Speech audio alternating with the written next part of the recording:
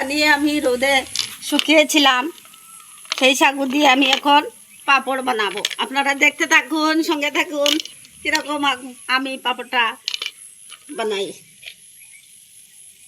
আজকে আমি সাগু দিয়ে পাঁপড় বানাবো। আমি প্রথমে গ্যাসের আঁচটা জ্বালিয়ে দিয়েছি, পরে সসপ্যানটা বসিয়ে দিয়েছি। এখন আধ কাপ জল দেব।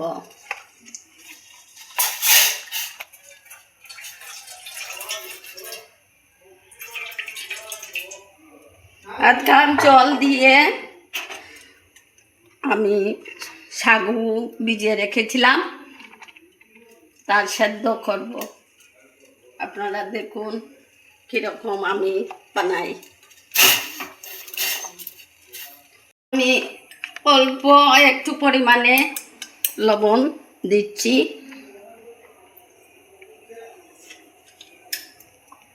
ছাড়া করে নেব সাগুটা।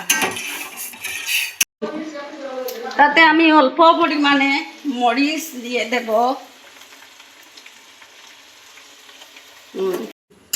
একটু নাড়াচাড়া করে নেব। এখন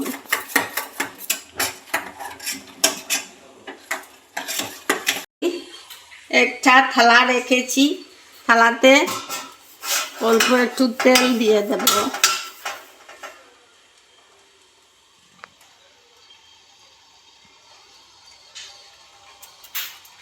থালটা ভালো করে মিশিয়ে নিচ্ছি। সাগুটা অল্প অল্প করে পাঁপড় বানিয়ে নেব।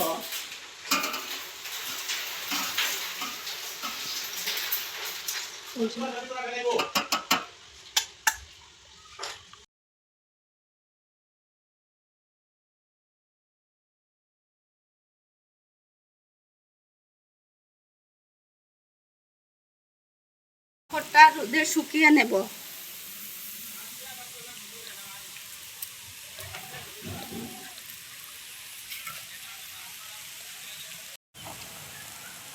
পাঁপড়টা আমি রোদে শুকিয়ে নিচ্ছি। এখন পরে তেলে ভাজবো।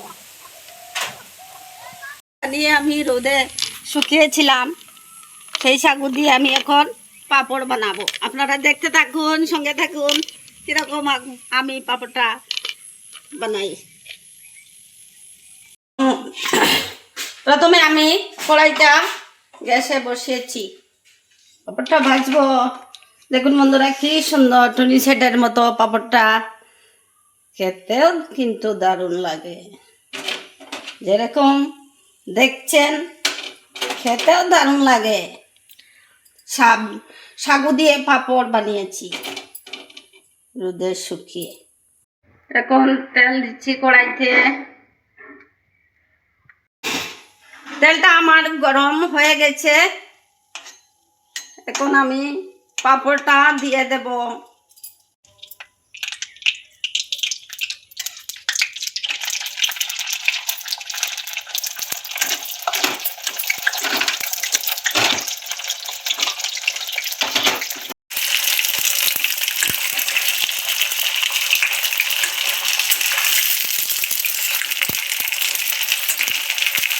এখন আমি নামিয়ে নেব।